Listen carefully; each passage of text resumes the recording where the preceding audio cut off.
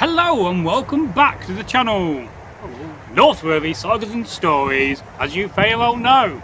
And I'm today with my very good friend, Egil Thorsson. Hello Egil, and how are you today? I'm tickety-boo and a half, and how are you today? I'm fantastic, thank you. It's nice to be Jolly back good. filming again. Yeah, well, it's been one of those things. Life Yes, throws a curveball. well, we'll talk about that in a live stream. Yeah. Well, today we're going to review another film trailer, and this is for the film The 13th Warrior. Oh, I like that, yeah. Yeah, so what are your overall thoughts before we get into it? If you forget the faults, it's a good entertaining film. Yes. They do introduce a character who I have read about, Ibn Fadlan, who was an emissary from the Arabic world. Did a lot of trading with the Vikings. Their silver is throughout Europe, even in England. Well, yes. The Duron. Yes. Dried up in about 870, somewhere around there. All right. That's when there were one or two bits coming in, and the major silver deposits were played out. The story, I have seen it, but it would be about a year or so ago, and that wasp was going right near the camera. The storyline is fantastic. I enjoyed it. It's a very exciting film. Yeah, it's a great film to watch. The one I like is when they're saying, I'm here to see my ancestors who I never meet, and I see those descendants whom I shall never meet. Yeah, that's really great. Now, I'll put the trailer we've watched in a description, and also I'll link it and pin it in a comment for you to go and watch. So, first of all, the hero starts off, he's in a mosque and he's wearing these really fine robes, and they all really are elegant. Oh yeah. What I like is where he's with the Vikings and they offer him a drink and he goes, no, no, no. And he says, it's honey, you idiot, and start drinking the mead and having a laugh.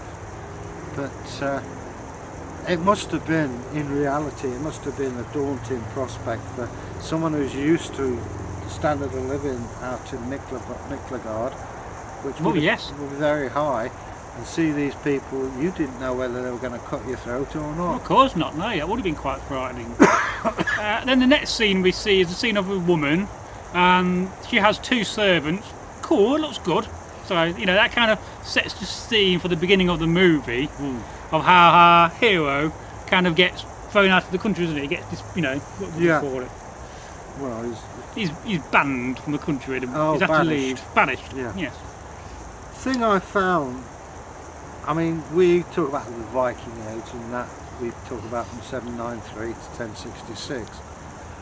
The Vikings were around way before that in Scandinavia and way after, right up to about 1200s.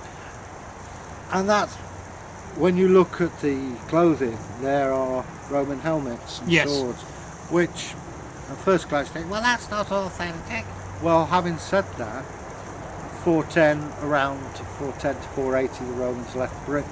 Yes. And everybody would have gone, well, not everybody, but a lot of them would have gone home, taking helmets and swords with them. Well, of course so, yes. But there would have been lots of stuff left behind. So thinking about that, that may be not as far-fetched as you first thought. There's a lot of F's in there, isn't there? Yeah. Anyway, story itself is very interesting. Again, you know, I always say this, forget the historical accuracy, take your pom-pom hat off and just enjoy the film. Yes, it's just one of those films you should forget about authenticity, because authenticity in the film is quite poor. You should just watch it for being a great film from the early 2000s. Yeah, an action film. It's a great film to see with your mates or with your girlfriend. Yeah. If you're lucky enough to have one. Yeah, so the next scene is the desert scene, which is another nice scene, set in the scene of where he's being banished, and then you get to the next scene is where he's in a camp in the north. This is a cool setting, you know. They're using correct small horses. I think that's awesome. Yeah. Funny how they got some things right, but many things they didn't get right. Yeah. Well, I mean, in the film world, you have the 20-foot rule. If it looks all right from 20 feet away, you're all right. That's it. And it seems odd, but they do have to watch the pennies when they do it. I mean, well, of course so. Yes. You know, things like shoes that we've got here. You know, they're not cheap. But you imagine you've got 200 people. That's a lot of a lot of money. If it's £50 a shoe, then Yeah. that's going to be a lot of money. Well, I mean, I think these were about £50. Yeah, And I these got were a bargain. hundreds. Yeah, well, yours are special. No, mine are special. Oh yeah, you know, I mean, Special shoes. yeah, I remember the guy. I know the guy who made them. He's top of the. Those are Rolls Royce. This is the Jaguar. Yeah. Yeah, if you want to put it bluntly. For the money, they're really good. Yeah, but again, the better quality, the more you spend. But that's by the by. The film itself, yeah, I mean the raid scenes, yeah, when they're raiding the forts and things, spectacular. Yeah. You actually feel as though you're Well, there. we're running through the trailer, so we'll get to some of these points. The next scene we see is the Viking longhouse, which is cool. It looks really decent and nicely manufactured, and I think they did a really good scene there. Then you got the fire scene. Again, that looks good. Good for the film. What I like is where you have action at night and it really shows the fire. Yes. And it's atmospheric. You can always smell the smoke. And Yeah. the panic seems to come through the screen at you. Yeah. You know, when there's people running in the screen. Well, you can see that the village to go to help the king is under a lot of problems, a lot of distress Yeah. from whatever these creatures are that are attacking them. And that brings you on to the next scene where you have the scene of these horse cavalry riders in bare cloaks, which I thought was another very cool scene. It's an interpretation of berserkers, isn't it? Really? I think it is to a degree. Yeah. But either way, I wouldn't like to meet one. Although I kind of got the feeling and the impression from the film that these creatures were in fact some kind of creature, not a human, but Well, I guess they were human. I think it's based on the fact that they seem to transform into beasts. Yes. And I think that's what they were trying to get across. It was very effective. When you see the hillside with the line of torches. Yes, that was very effective. Yeah. But it's well worth it. It's worth a look. I enjoyed it.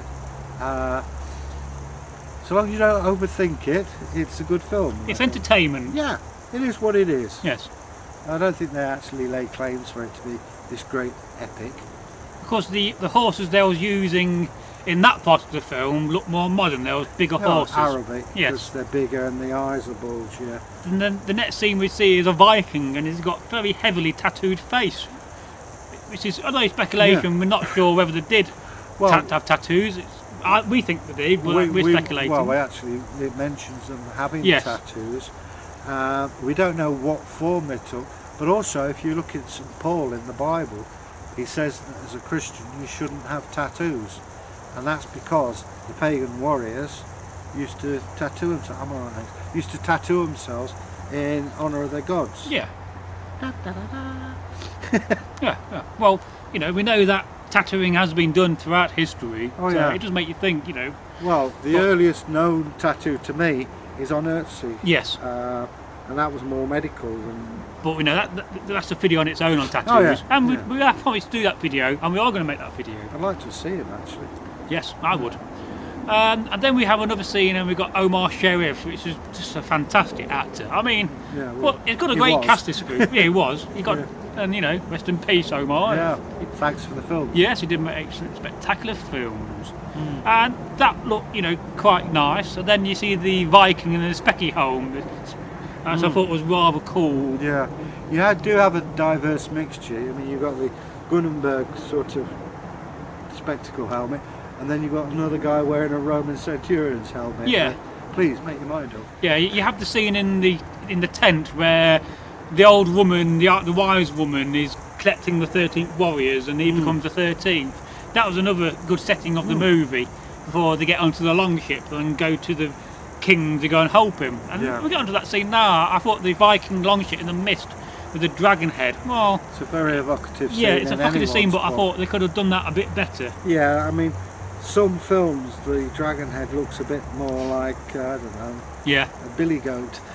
And then we have our hero who's doing some sword practice. Yeah. The sword he's not used to using, and then he goes and get the blacksmith to grind the sword down so it's more of an Arabic sword. Scimitar. Yeah. Well, again, I mean, he would have been used to a scimitar.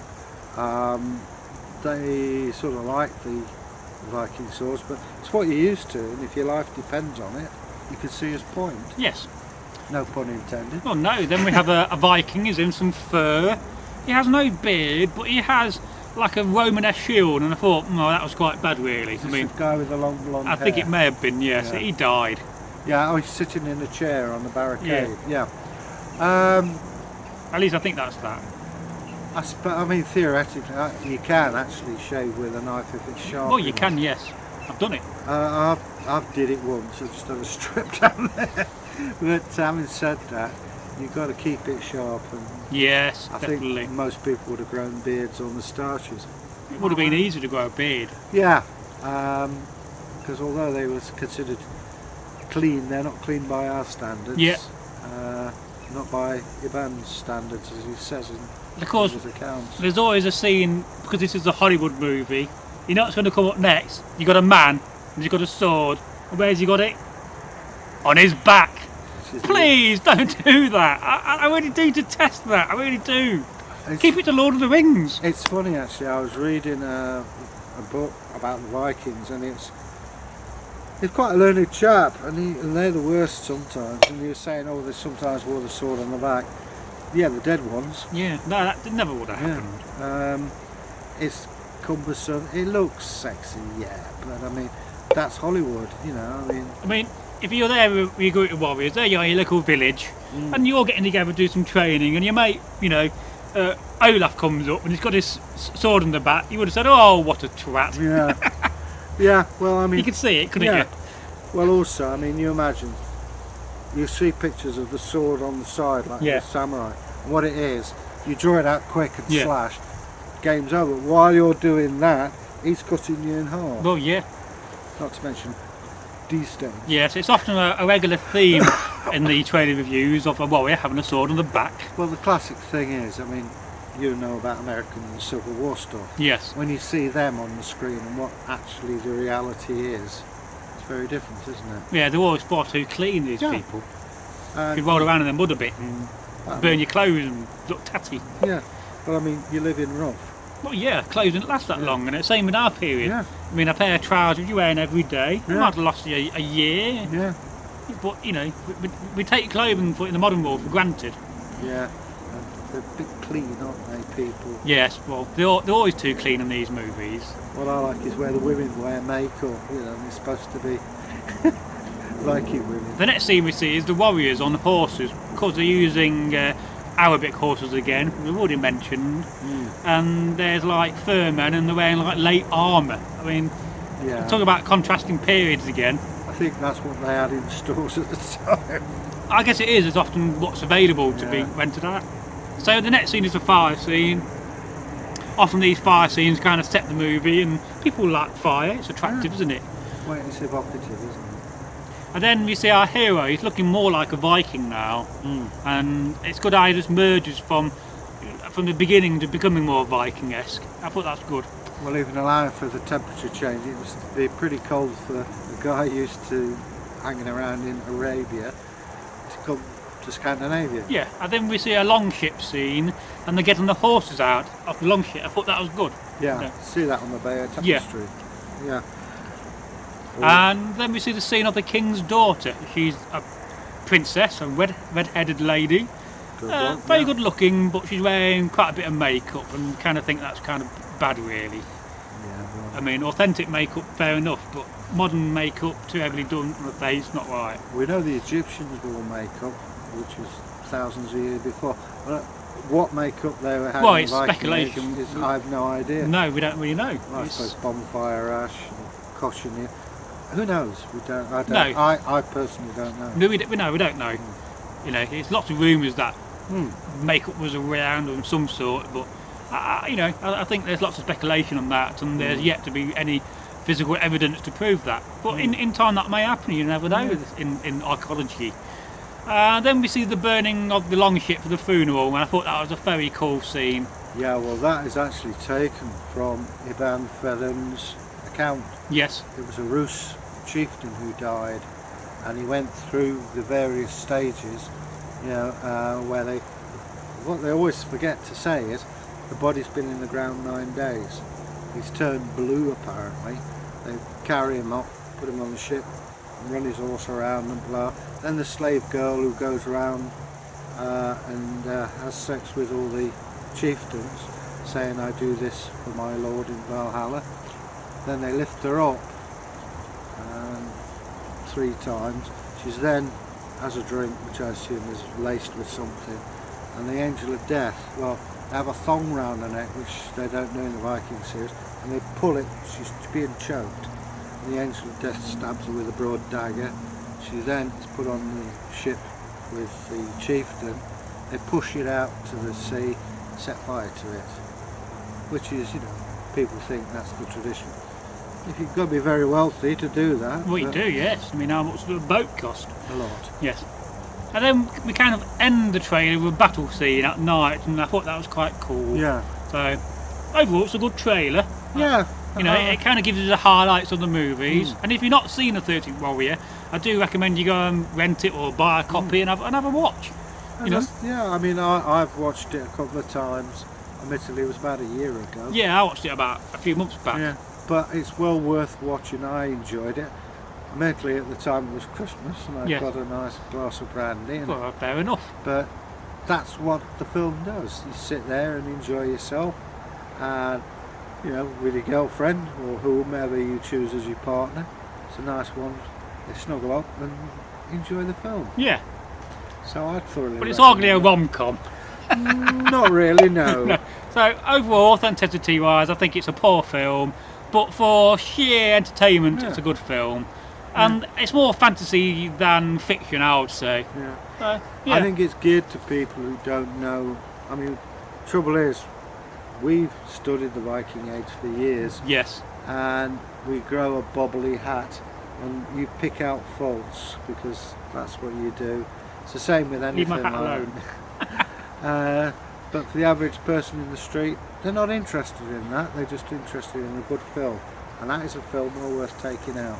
Yeah, definitely. And I was showing the age calling them films. Yeah, definitely, yes.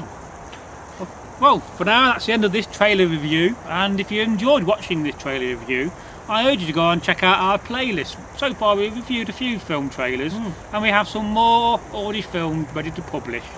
And we'll be planning to do lots more in the future. Yeah. So, thank you very much for watching.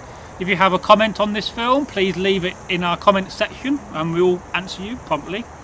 And if you have any more suggestions for trailers or films we can review in the future, then you know what to do. Please leave it in a comment.